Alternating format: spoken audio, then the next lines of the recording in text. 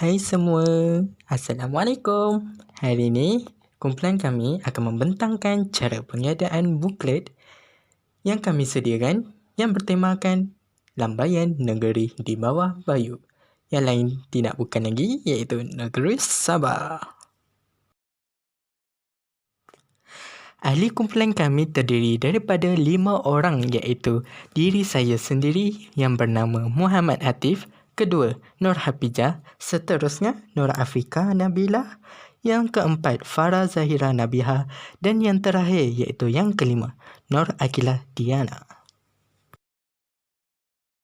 Dari skop bidang tugas, kami bahagikan kepada 5 bahagian. Yang pertama, diri saya sendiri iaitu Atif akan mencari latar belakang dan asal-usul nama Sabah. Seterusnya, Akilah pula mencari bangunan bersejarah. Afrika akan mencari makanan yang terkenal dan sedap di Sabah. Sedapnya, lapar pula. Yang keempat, Pija mencari tempat yang pelancong boleh OOTD gurau je. Dan terakhir, Farah akan mencari mengenai adat resam dan budaya di Sabah. Ewa, tiba. Proses penyediaan buklet. Minggu pertama, kami semua telah membuat video call dan berbincang untuk pemilihan tajuk dan tugas serta mencari bahan yang berkaitan. Minggu kedua adalah minggu penyediaan buklet.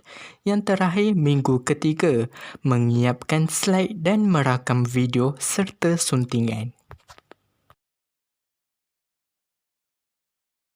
Ini merupakan muka hadapan buklet kami yang tertulis Lambaian Negeri di Bawah Bayu. Jenis tulisan yang kami guna adalah tulisan apricot, check, lavender dan norwester dengan saiz 16, 27 dan 70. Pemilihan warna adalah putih dan biru turquoise. Kami memilih gambar Gunung Kinabalu berdasarkan tajuk kami, iaitu Lambaian Negeri di Bawah Bayu, Negeri Sabah. Saya akan menerangkan jenis tulisan, saiz dan warna bagi latar belakang dan asal-usul nama Sabah. Jenis tulisan yang digunakan adalah tulisan Montserrat Classic, Oswald, League Gothic and Montserrat Light. Saiznya 10, 16, 40 dan 48. Warna pula hitam, putih dan sian. Sabah merupakan negeri yang kedua terbesar di Malaysia. Sabah ini terletak di utara Pulau Borneo dan merupakan pulau terbesar ketiga di dunia. Keluasan kawasan Sabah meliputi 72,500 km persegi dengan pantai sepanjang 14,400 km dengan Laut Cina Selatan terletak pantai barat Laut Sulu di sebelah timur laut dan Laut Celebes di sebelah selatan. Sejarah negeri Sabah di Bawah Bayu boleh dijejaki semula pada kira-kira 30,000 tahun dahulu dengan terdapatnya bukti penempatan manusia wujud di negeri ini. Sejarah Sabah juga termasuk dalam sejarah Brunei dan sejarah Malaysia yang sebelum ini merupakan sebahagian dari Brunei dan kini Malaysia. Negeri Sabah ini dikenali dengan gelaran negeri di bawah bayu. Sabah bukan sahaja terkenal dengan keindahan semula jadi, tetapi juga dengan warisan budaya penduduknya. Sabah kaya dengan pelbagai jenis tumbuh-tumbuhan. Di Sabah juga terdapat bunga terbesar di dunia iaitu bunga Rafflesia dengan kuntumnya berukuran 3 meter garis pusat. Kami menggunakan photogrid untuk menguntingnya dengan background Gunung Kinabalu daripada sumber Google.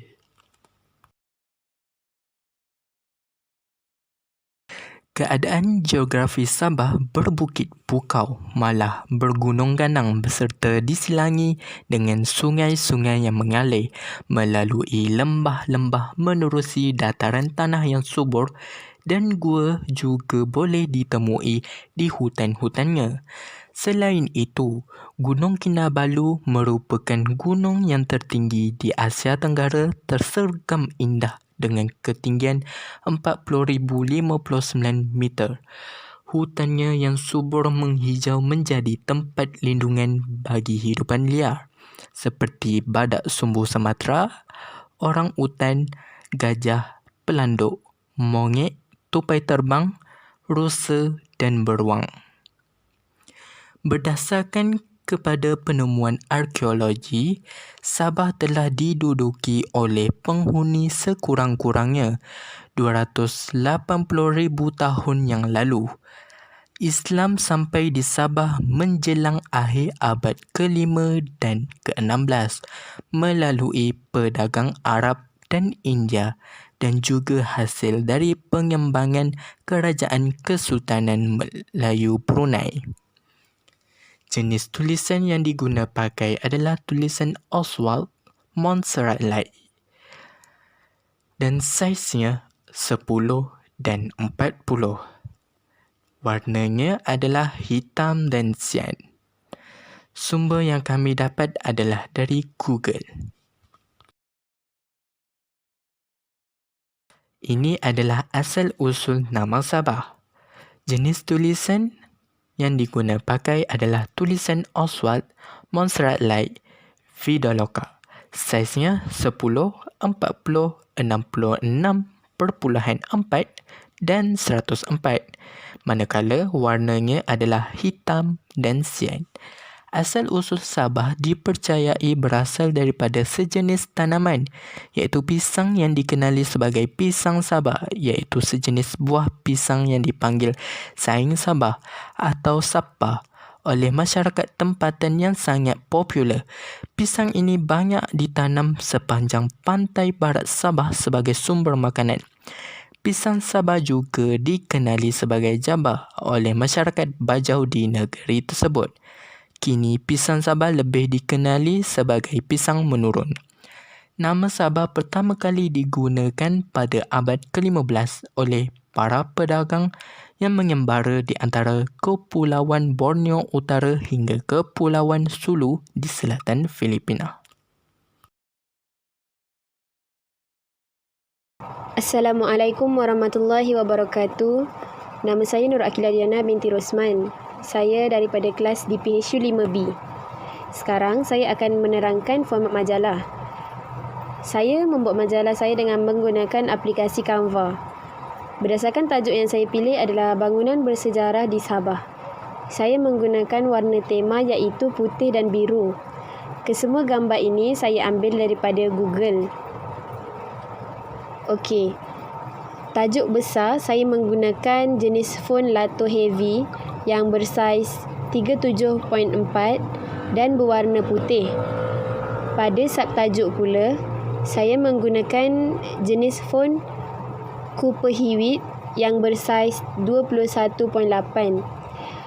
Pada konten atau isi majalah pula, saya menggunakan jenis font Cooper Hewitt juga, tapi pada saiz 11 dan berwarna hitam. Okey, sekarang saya akan menceritakan secara ringkas konten majalah saya yang bertajuk Bangunan Bersejarah di Sabah. Okey, yang pertama adalah Masjid Jamek Sandakan. Masjid Jamek Sandakan ini merupakan masjid yang tertua di Sabah. Masjid ini juga menjadi tempat persembunyian penduduk Muslim daripada tentera Jepun. Yang kedua adalah Mount Sopiat Heritage Village. Ini merupakan sebuah kampung yang diduduki oleh orang Kadazan Dusun. Kampung ini dibina bagi memperingati pahlawan mereka, iaitu pahlawan pemburu kepala Mount Sopiat. Yang ketiga adalah Monumen William Pryor. Monumen ini terletak di Sabah dan monumen ini bertujuan bagi memperingati tokoh ini yang dianggap sebagai seorang yang bertanggungjawab dalam pembangunan dan perkembangan Sandakan. Okey, pada muka surat seterusnya, saya masih mengekalkan dengan jenis font, saiz dan warna yang sama pada subtajuk dan isi majalah pada muka surat pertama. Hal ini kerana saya ingin mengekalkan keselarian dan kekemasan pada majalah saya. Okey, seterusnya Sandakan Memorial Park. Sandakan Memorial Park ini merupakan bekas tapak kamp yang didedikasikan sebagai taman peringatan. Taman ini merupakan taman peringatan bagi tawanan yang menderita dan terkorban. Seterusnya, Agnes Case House. Rumah ini merupakan tempat kediaman penulis buku tersohor Amerika Syarikat. Rumah ini juga diambil alih menjadi muzium peninggalan barang antik. Rumah agam ini juga diketahui banyak menyimpan cerita misteri. Seterusnya, Menara Jam Atkinson. Menara jam ini merupakan bangunan yang tertua di Kota Kinabalu. Menara ini juga menjadi tempat panduan bagi kapal berlabuh pada zaman dulu. Menara jam ini menjadi landmark kebanggaan Sabah. Satu keistimewaan menara ini adalah keseluruhannya diperbuat daripada bahan kayu merbau.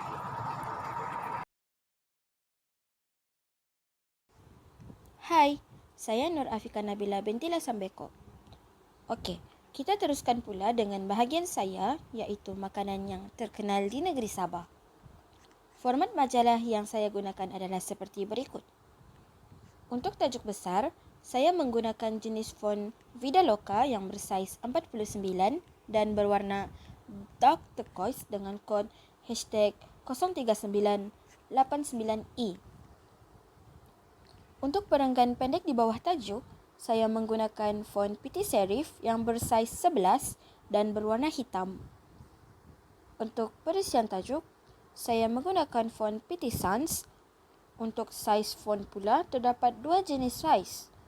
Sebagai contoh, perkataan lato itu adalah bersaiz 21.4 dan berwarna dark turquoise.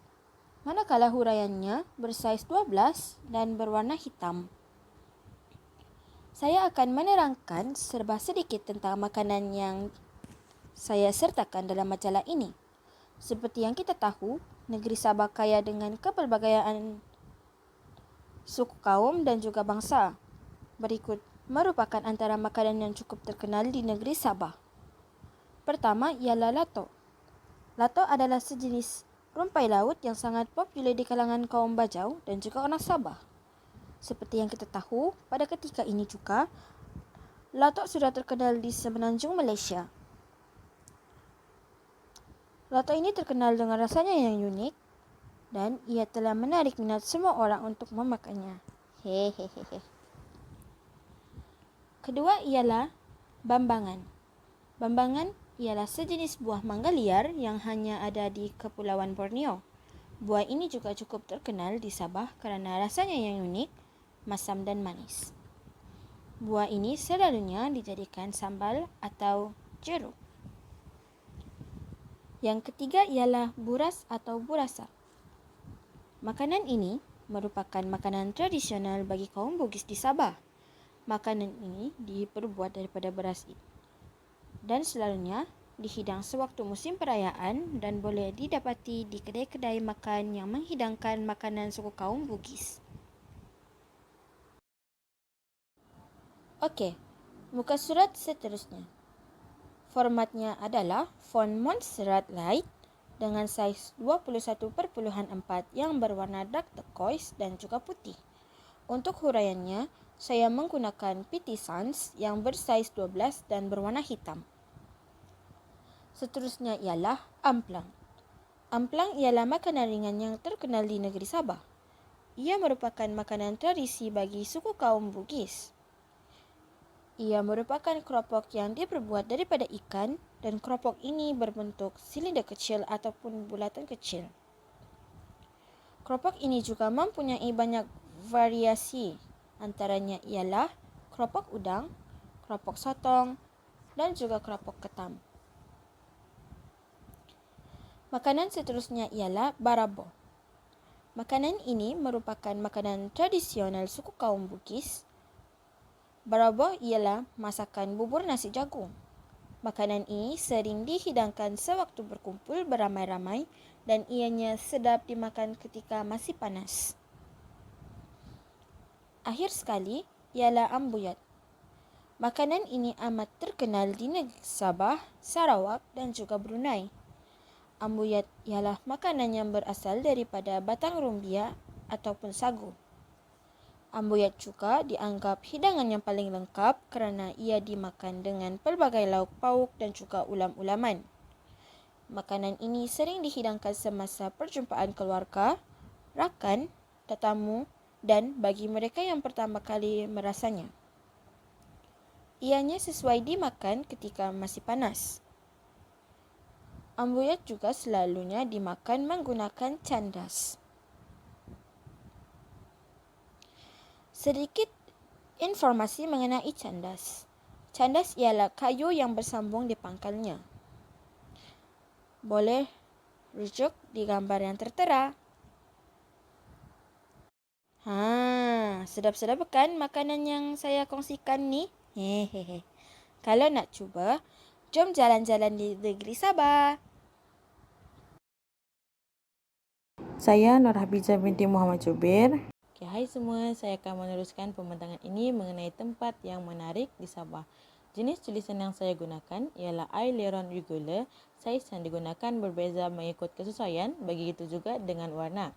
Untuk subtopik, saya memilih tulisan berwarna putih dan meletakkan border.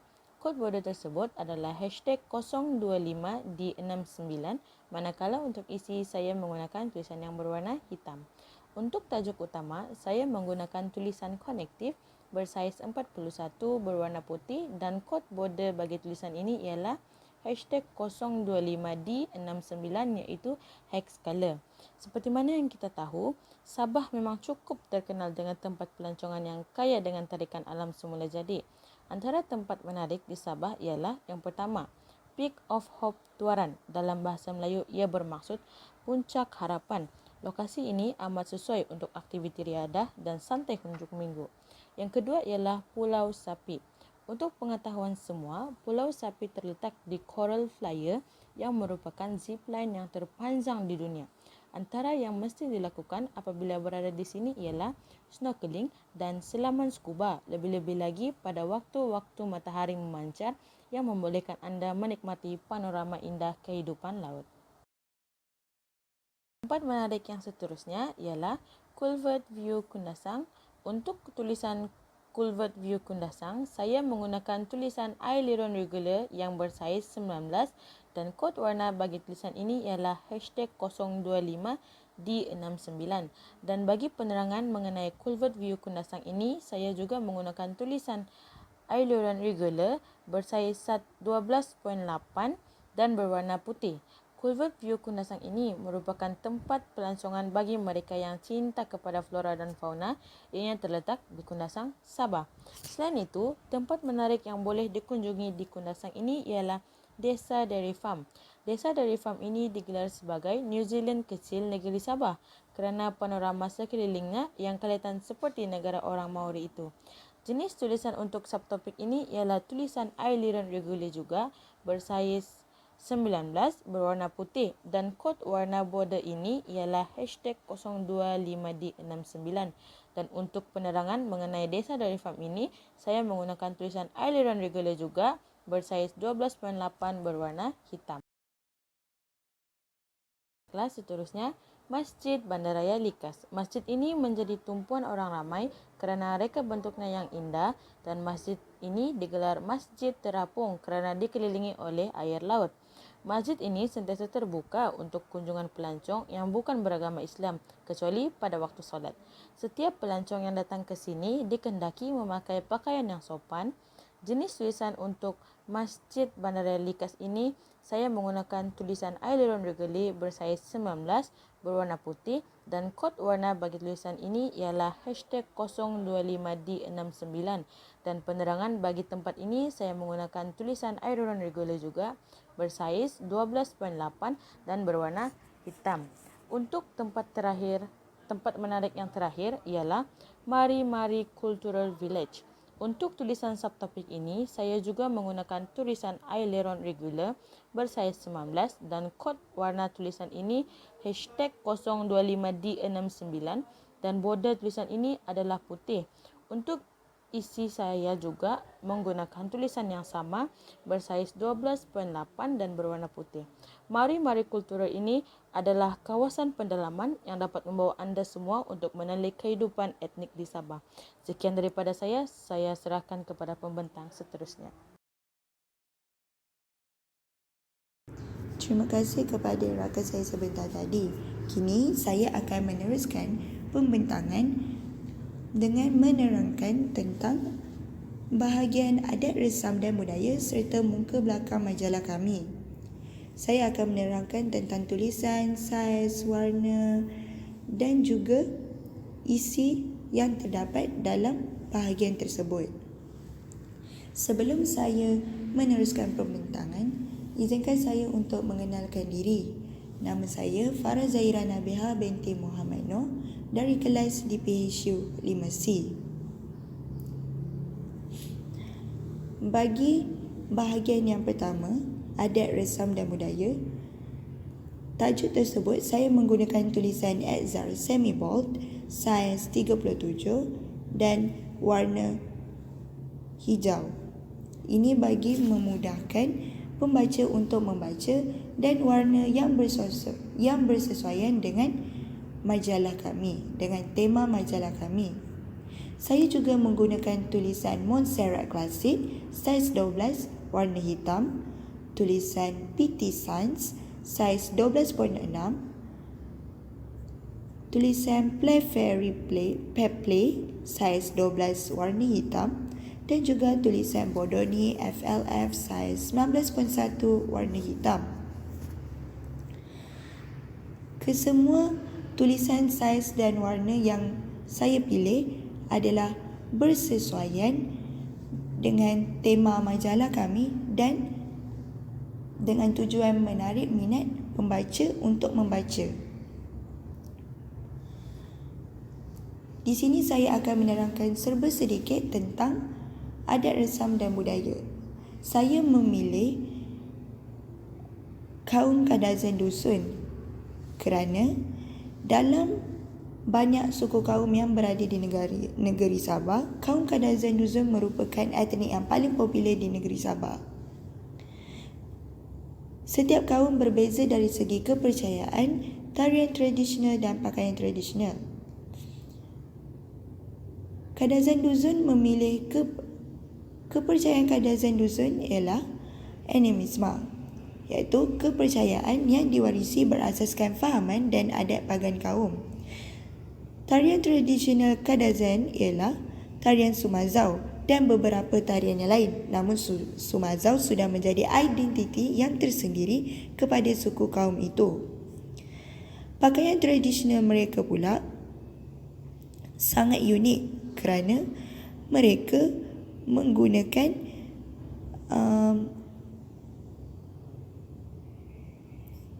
pakaian tradisional ini semasa musim perayaan mereka seperti pesta keamatan dan juga upacara khas seperti perkahwinan. Seterusnya, saya akan menerangkan bahagian kaum Bajau. Selepas kaum Kadazan Dusun, kaum Bajau merupakan etnik yang paling popular di negeri Sabah. Jadi, saya memilih kaum Bajau sebagai pilihan kedua untuk menerangkan adat resam dan budaya di negeri Sabah. Bagi bahagian kaum Bajau, saya memilih tulisan Open Sun saiz 8 warna hitam dan Justin Sun saiz 65.6, tulisan Aileron Regular saiz 12.1. Bajau terbahagi kepada dua kumpulan, iaitu yang menetap di pantai barat dan timur Sabah sejak beberapa ratus tahun dahulu. Di sini saya akan menerangkan tentang kepercayaan Bajau, tarian tradisional dan pakaian tradisional. Kepercayaan Bajau. Orang Bajau kaya dengan adat resam yang diwarisi secara lisan daripada nenek moyang turun-temurun hingga ke hari ini. Interaksi orang Bajau dengan ajaran Islam menyebabkan berlakunya pencampuran antara adat tradisi Bajau dengan ajaran Islam. Akibat pencampuran ini, ada antara amalan yang diwarisi secara turun-temurun itu dianggap sebagai ajaran Islam. Sebagai masyarakat Bajau yang menganut agama Islam, adalah penting untuk memastikan segala amalan dan perbuatan mereka bertepatan dengan tuntutan Al-Quran dan As-Sunnah. Tarian tradisional kaum Bajau adalah tarian Brunsai. Tarian Brunsai unik kerana tarian ini tidak diiringi dengan muzik atau bunyi-bunyian. Ia mengutamakan pada kalang. Kalang ini adalah seperti berbalas pantun yang diiringi oleh hentakan kaki penari lelaki. Brunsai biasanya ditarikan pada waktu malam untuk meraihkan majlis perkahwinan, merayakan kelahiran baru, majlis kesyukuran dan bagi meraihkan orang yang sudah bernazar. Pakaian tradisional yang dikenakan oleh kaum Bajau ialah blaus badu sampit dan kain sarung olus berangkit, perhiasan leher mandapun dan perhiasan kepala serempak.